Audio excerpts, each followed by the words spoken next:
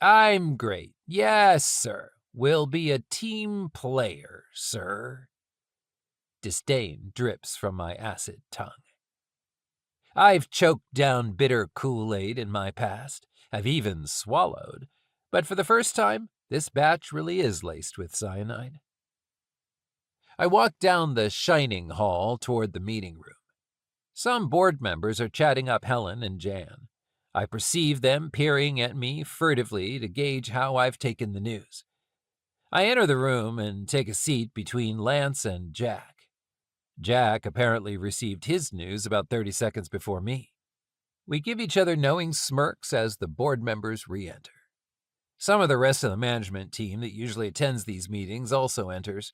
Among them, the EVP of International, our in-house counsel, the chief accounting officer, and Lance's buddy from business school that he's brought in to consult on strategy and operations. An unidentified hand pats me on my right shoulder as three bodies shuffle behind me en route to their seats. Tom, the chair, launches in. Okay, everyone settled? Good.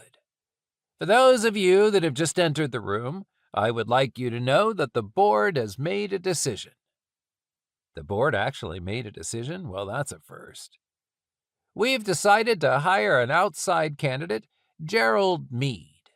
I write his name down so I don't forget. As our new CEO. Gerald is presently CEO of Victory Wireless. We're guessing it'll be mid-March before we can announce, and early to mid-April before he'll be able to start. We ask that you each keep this in the strictest confidence until our public announcement has taken place. Tom eyeballs us for a reaction, looking for any kind of a tell. Stoic deer in headlight silence.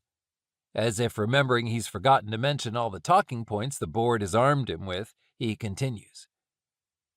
I think you'll really enjoy getting to know Gerald. He's a great guy, and he has great experience for what we need to do. A strong operator, he worked with Claude when he was at Homestop and ran their services business. You know, carpet and tile installations, rentals, and so on.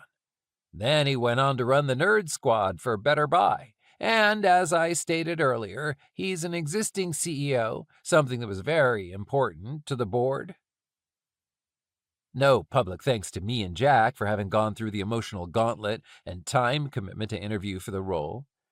Instead, he adds, as we move into this next phase for Pawn Shop, and because we have a few months before Gerald gets here, the board has decided not to approve the fiscal budget and the CapEx requests so that Gerald, rightly, has a chance, to allocate capital according to his vision.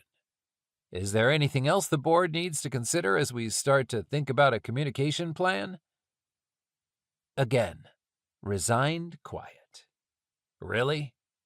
Nobody's going to say anything?